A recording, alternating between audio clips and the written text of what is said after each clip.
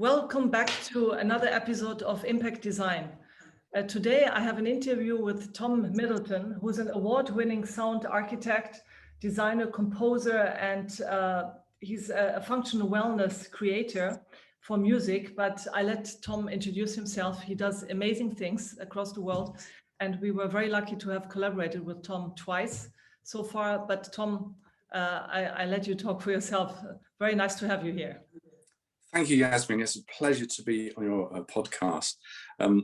My background, interestingly, was graphic design, but always loved music and pivoted away from design into the world of music completely by accident.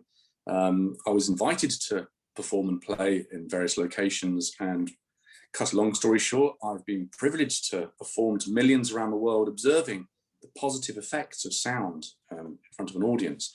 And during that time, gathering this empirical research as to which sounds, which pieces of music can deliver particular effects. And that's really influenced my whole working process, which is understanding better the science of sound, the neuroscience and the behavioral psychology of sound and music.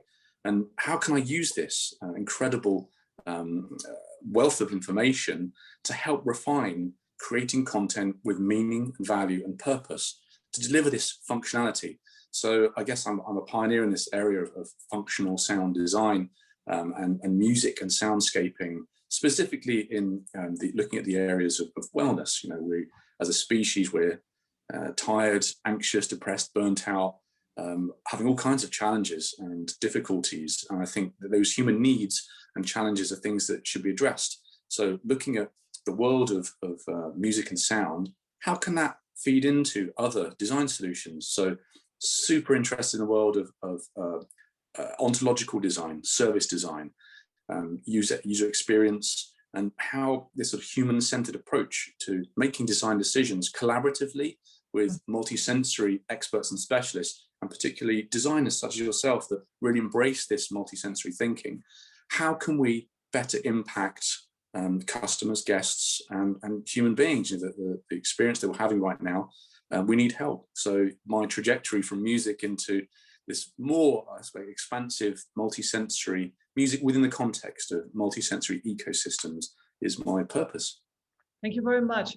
You already touched some parts of design and what you've done in it.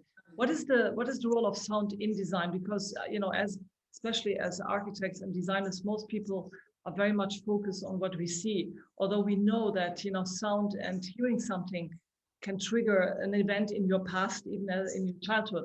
So that's what I was always looking into, experimenting about five senses. And you just said the word multisensory design is so important. So what would you say is the role of sound in design, and how has it opened up in our time now, and with all the projects that you have been involved in? Well, what's really interesting is that I've noticed this progression. I pivoted into hospitality design sector about a decade ago now, more than that. I was hired as a sound architect for Yotel, and that got me thinking about the guest journey, this really interesting set of touch points that you experience stepping inside a hotel into the lobby, and then going to a lift and up to another level and then to another lift and finally arriving at your room. All of these passive spaces that didn't yet have sound to activate them and to help you with that journey. So I'm interested in sleep science and circadian science and the problem of jet lag, and how can sound be useful in this context of hospitality design? Can we support the guest on that journey to make them feel more welcome, safer, more relaxed, and adapt, make this sort of personalized experience? So I noticed really that the sort of sound was really missing every hospitality experience, and I've been privileged to stay in the best of the best on planet Earth, typically sound the same. If I blindfold you and drop you in the foyer lobby of pretty much any space on Earth right now that's in hospitality, very difficult to differentiate with your eyes closed. And therefore sound has that role. I mean, how can you differentiate with sound? And that's really where I guess I'm disrupting the industry. Yeah, I totally agree with you, because it's a bit like the word when you talk about plain audio, when you hear always the kind of same music and sound, which doesn't give you any clue where you are. And most hotels just play music, and it's not really understanding what sound is about and what can it do. You're using the word soundscape ecology. Can you explain what that means? Certainly. Well, I discovered this through a friend who gave me a book by Bernie Krause. And this talks about the layers of soundscape around us. And Bernie Krause is a soundscape ecologist. So he would capture sonically environments over the course of 20, 30 years. And then he would digitize them and create a spectrographic interpretation where you can see the layers of frequency. And so he started defining what these layers were. So the base background layer is called geophony, which is the sound of the earth, the elemental sounds, water, air, fire, etc. And then you've got this layer above that, which is called biophony, which is the sound of creatures, birds, insects. And I have to say, they're two of my favorite layers of the soundscape. Then above that, you've got these two very interesting additional layers. You've got intentional and unintentional anthropophony. Now, intentional anthropophony is music. We've created this layer of soundscape intentionally, sometimes to create, artistic expression.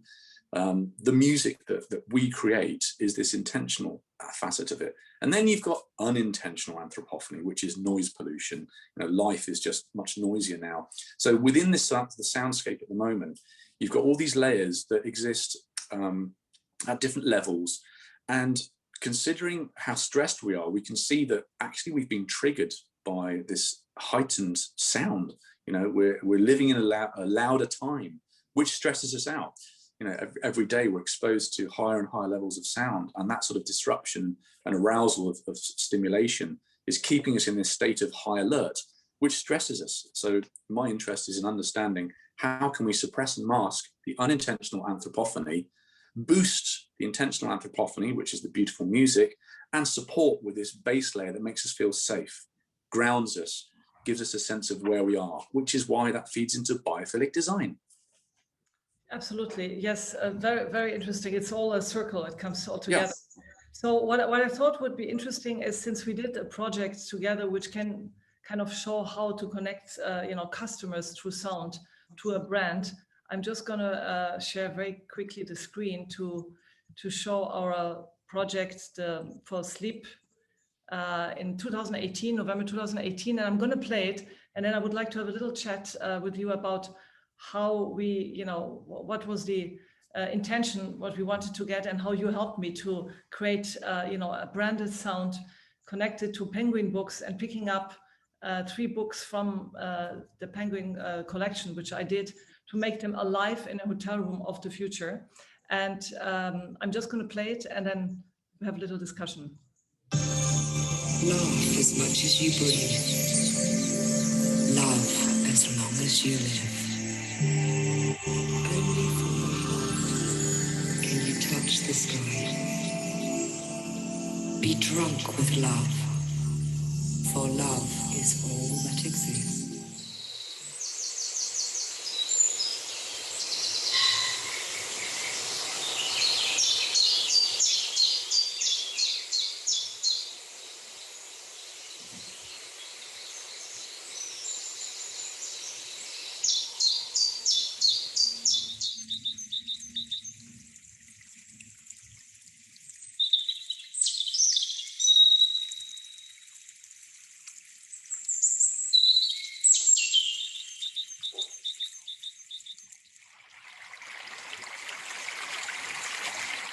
He whom loves touches, not walks in darkness.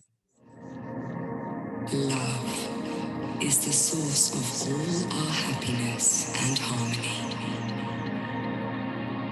At the touch of love, everyone becomes a poet.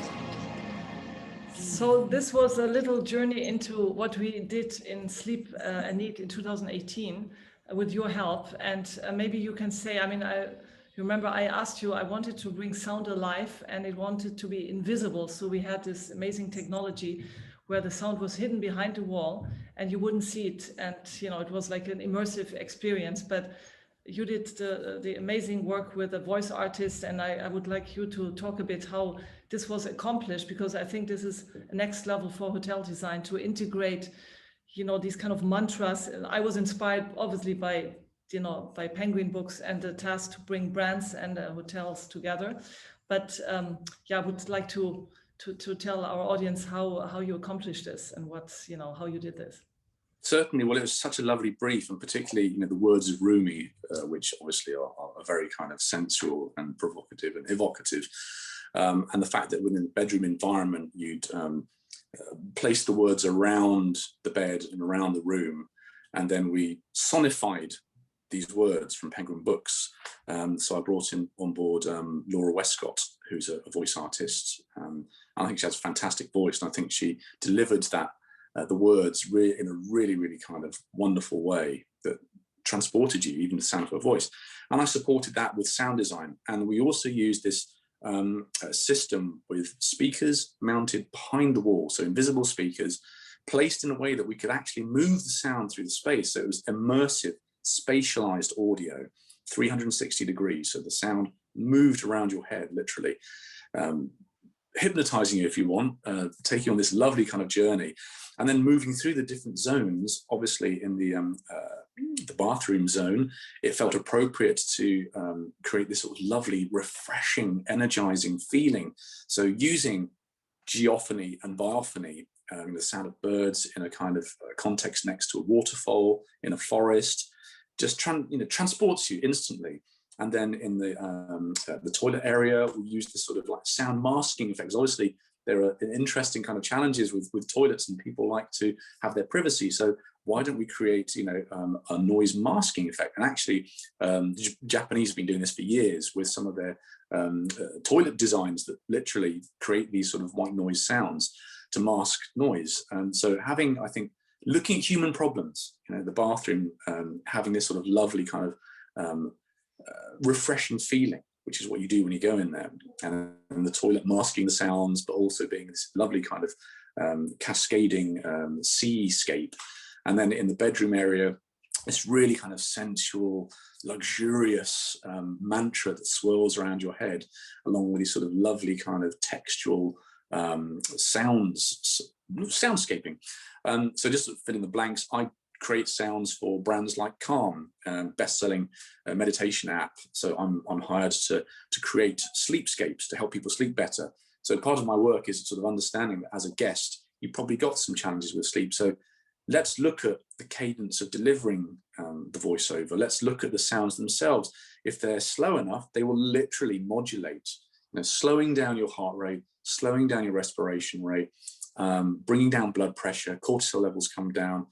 You are literally changing your state from this high state of arousal, sympathetic fight or flight, bringing you back down to this calmer rest, digest, parasympathetic state. And I think there is a social responsibility for hospitality to be addressing this problem. Most travelers are stressed. Okay, we'll offer them a solution that's invisible. So the sound is invisible, but yet what it's doing is making you feel calm and relaxed. And also helping you to have a better night's sleep. Now, I think they're the two easy wins to differentiate any hospitality brand right now. Promise that you can deliver a better night's sleep, and that the guest leaves healthier and happier and has had a productive time there and a memorable time. And I think that's where there is this inherent value in soundscaping as an art. So sound architecture, I genuinely think is the new, let's say, vertical to explore within this sort of holistic design process. And obviously you've been equally pioneering this for years. Thank you very much. Yes, I absolutely agree. I think the fact how the response to the room that we created with the sound and having this immersive experience, we had so much positive feedback later on, and people were sending emails asking how is it possible, and also the fact that we could go so much more into depth. I mean, this was just to show what is possible, but as you remember, we had different sounds, sometimes only words. And the bathroom, I took Elizabeth von Arnim as an author, where it's all about her love about tulips and nature, and how can we take that this encryption and that that encryption of her novel into a place in 3D dimensionality and make it alive. And I think that was really exciting to see the transfer from from Rumi, Plato to Elizabeth von Arnim, and having different sound, and you could monitor it on your iPad or iPhone. So very easy, and also have just words or not at all, the music, and it's more like a mantra. I mean, it's manifold, as we both know what could be done. What I also, you already mentioned a bit about circadian rhythm and sleep, and sleep scientists who are trying to contribute to the well-being. I really wonder always that it's not tackled in hotels, because at the end of the day, you go to a hotel to also have a good night's sleep, and this is what hotels around the world are about. But there's been very little study done on what does it really make to have a good night's sleep, and what can you contribute with technology that we have available today. And maybe just a few more words about circadian rhythm, because I know you have studied it. We have looked at it also in terms of lighting, but it's holistic experience is when you bring all 5 senses together. And as you said, I did this in 2005 in my exhibition 5+ Sense Hotel for the first time, where I took sound, scent, and all our senses. But technology is going forward, and we need to use it. So I think probably you have something also to say how we can really help hotels for guests' experience to sleep much better. And I remember you had a CD. I remember at my exhibition you were giving away, and some people said, "Oh my God, I couldn't sleep for 10 years, and now I can start sleeping again." Just maybe a few words to that. Sure. So I obviously trained as a sleep science coach to better understand circadian science, sleep hygiene. What are the tips and tricks that you can use for your own benefit to sleep better? And then looking through the lens of what happens to your body and your mind in that journey into sleep, through the 7 to 9 hours of sleep, and then waking again. What can you do to support that with sound, and also with scent, and with the senses? And my interest really is in helping support that relaxation, unwinding process from stress to calm, and then to support this sort of deeper level of sleep. There's 3 stages of sleep that we can go into, and they cycle throughout the night in 90-minute loops. So once you've understood the mechanism, the architecture of sleep, you can best utilize the senses. So circadian design is very, very relevant, I think, in hospitality. Understanding where has the guest come from? Okay, well, their body clock is now being shifted by X number of hours. So if you can anticipate the guest's needs in advance of their stay, and obviously data in advance is quite easy to gather, you can then influence the design decisions made and the technology which is already in place now. You can tell a room, use this quality of light, don't use blue light, use red light in the evenings to support melatonin induction, and in the morning use blue-white light to induce cortisol, which is the wake hormone. So get people to sleep better, get people to wake better. They're going to feel refreshed anyway, but support them in that journey, because if you come 8 hours difference, you're going to be a complete mess. So you need to gently and slowly get people into that that shift into time zone, and utilize circadian science to help with that. So for example, the first thing that a hotel room should really do, obviously optional, opt in, is the windows should open. And if you've got option to have kind of sunlight, the first thing in the morning in a new time zone is expose yourself 20 minutes to natural bright sunlight. It's the best way to reset the body clock. And we have blackout curtains, we have all these other things, but we don't think about the use of light. We don't think about use of sound to gently awaken you, not a beep, beep, beep, but beautiful biophony and geophony to, a dawn chorus of birds is the perfect thing to wake up. So I think for me, at some point, I would hope that there'll be a standard. We have, the well building standards. Why isn't there a well sleep standard that each hotel effectively has a number of criteria to meet to deliver on the promise of a good night's sleep? So that's my hope, aspiration. That's what I'm working on at the moment. Yes, I think that should be absolutely a standard, and I'm sure we will get there.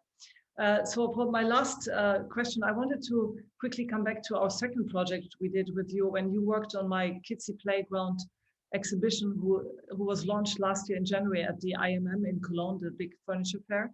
And I asked you to create these soundscapes for children from toddler to teenager, and how you could trigger the activities that were offered from, like playful for the little toddlers, but then kind of learning activities up to getting a good sleep and children not to, to try to be awake the whole night and get them really smoothly into sleep.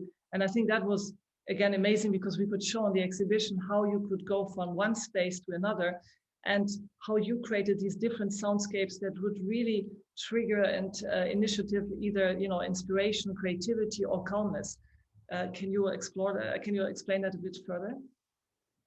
Absolutely. Well, again, it's understanding the purpose of the space and who's going to be using it, and then mapping mood and energy to that during the time of day. So there's an appropriate time of day to activate, to arouse, to stimulate, to engage, to support learning and retention. In a particular zone, you would utilize sound to do that. And it could be rhythmic, melodic, harmonic. It could be songs that are known, or it could be bespoke music.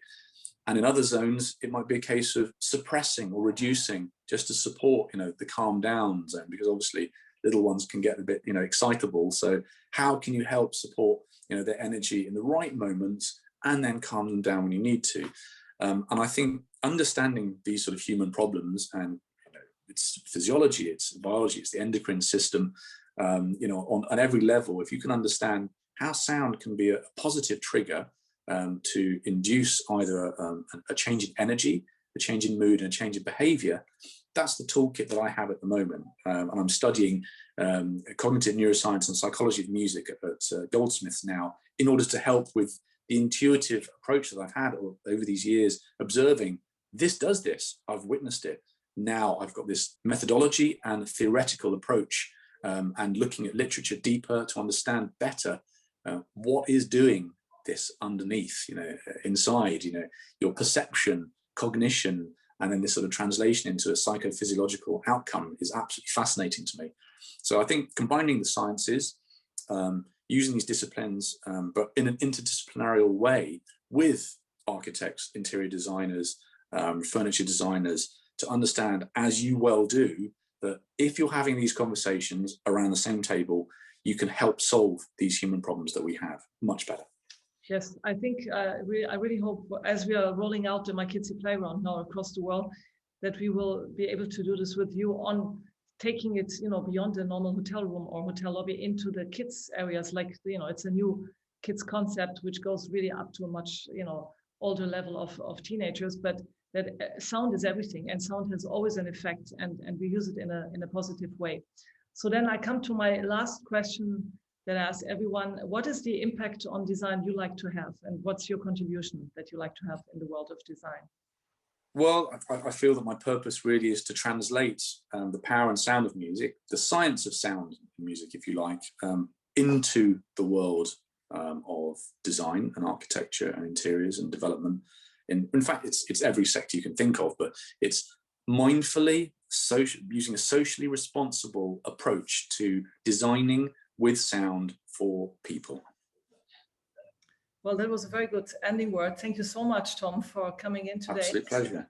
Giving us an insight into your world, and I think a world that is very interesting for hospitality in the future. Thank you so much. Absolute pleasure. Thanks for watching the episode with Tom and his ingenious ideas on how sound can be transported into projects. I hope you enjoyed it, and I see you next week.